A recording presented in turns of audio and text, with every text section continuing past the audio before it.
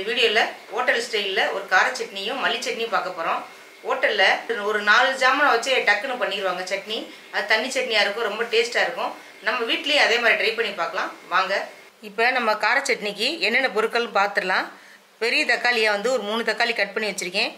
ஒரு 6 வத்தல் பட்டை வத்தல் எடுத்து வச்சிருக்கேன். ஒரு வெள்ளைப்பூடு வந்து ஒரு 6 பல்லு. இப்போ நம்ம உப்பு, கொஞ்சோண்டு புளி, கொஞ்சோண்டு தேவைக்கு கருவேப்பிலை, கடுகு. நம்ம கார சட்னிக்கு எல்லாமே பச்சையாக தான் நம்ம மிக்சியில் அரைச்சிட்டு நம்ம தாளிப்பு ஒன்று பண்ண போகிறோம். பாருங்கள் எப்படி செய்கிறேன்னு. இப்போ வெள்ளைப்பூடை போட்டுக்கலாம், தக்காளி பழம் போட்டுக்கலாம், கொஞ்சோண்டு புளி, கருவேப்பிலை, காரம் உங்களுக்கு தேவைக்கு தக்கன போட்டுக்குங்க. உப்பையும் போட்டுடலாம். அப்படியே மிக்சியில் கொஞ்சம் அரைச்சிட்டு வந்துடலாம். இப்போ நம்ம தக்காளி, வெள்ளைப்பூடு, வத்தல் எல்லாம் சேர்த்து அரைச்ச பேஸ்ட்டாக வந்துருச்சு. இப்போ நம்ம தாளிச்சிக்கலாம் வாங்க. இப்போ எண்ணெய் ஊற்றிக்கலாம், கடுகு போட்டுக்குங்க. இப்போ நம்ம கடுகு போட்டுக்கலாம். இப்போ நம்ம சட்னி அரைச்ச சட்னியை ஊற்றிக்கலாம்.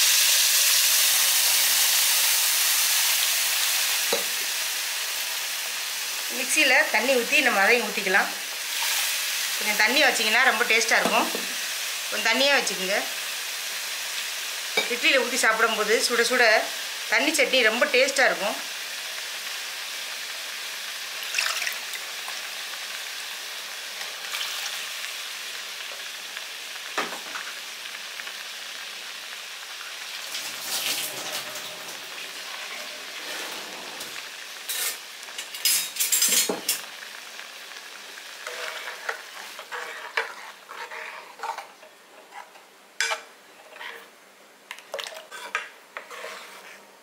இப்போ சட்னி வந்து லேசாக கொதி விட போகுது. ரொம்ப கொதிக்க வேண்டிய அவசியம் இல்லை.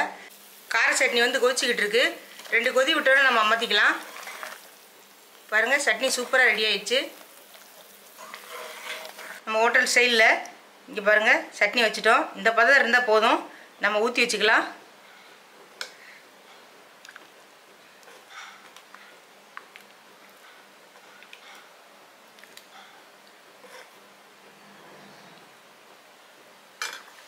சூப்பராக நம்ம கார சட்னி ரெடி பண்ணிட்டோம்.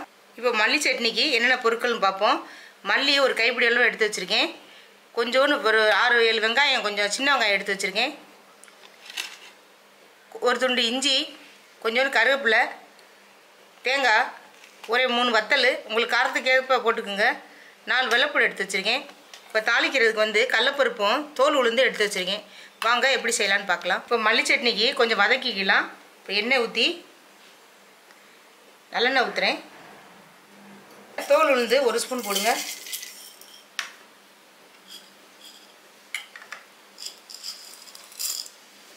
கடலைப்பருப்பு 1 ஸ்பூனு,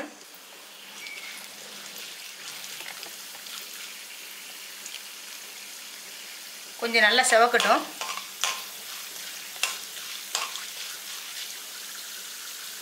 இப்போ இஞ்சியை போட்டுடலாம். இஞ்சி போட்டுருவோம். வெள்ளைப்பூடு 4 பல்லு வச்சுருக்கோம், அதையும் போட்டுடலாம். ஒரு கருவேப்பிலையும் போட்டுடலாம். மிளகா ஒரு 3 மிளகா, காரத்துக்கு ஏற்ற மாதிரி போட்டுக்குங்க. காரத்துக்கு எவ்வளோ தேவையோ அவ்வளோ போட்டுக்குங்க. இப்போ சின்ன வெங்காயம், இப்போ தேங்காயும் போட்டுருங்க.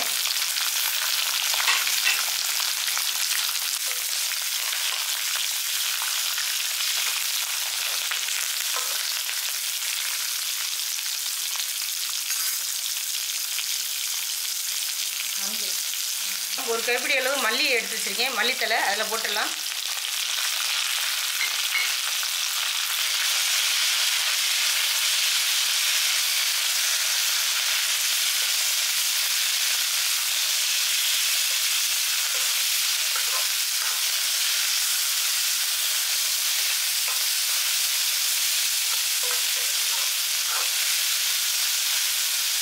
இந்த ஸ்டேஜில் வந்து கொஞ்சோண்டு பெருங்காயப்பொடி 1 ஸ்பூன் போட்டுக்கலாம்.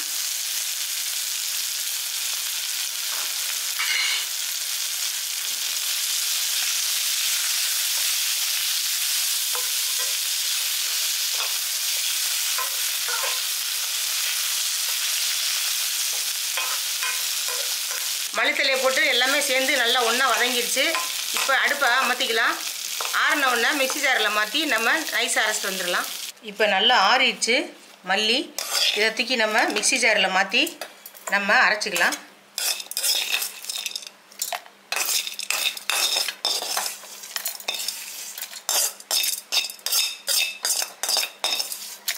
நம்ம கொஞ்சம் கல்லுப்பு போட்டுக்கலாம். இப்போ இதில் கொஞ்சோண்டு தண்ணி ஊற்றி நம்ம மிக்சியில் நல்லா அரைச்சிட்டு வந்துடலாம். பாருங்கள், நல்லா அரைச்சிட்டு வந்தாச்சு. இப்போ நம்ம தாளிச்சிக்கலாம். இப்போ நம்ம 2 சட்னிக்குமே கொஞ்சோண்டு தாளிச்சிக்கலாம்.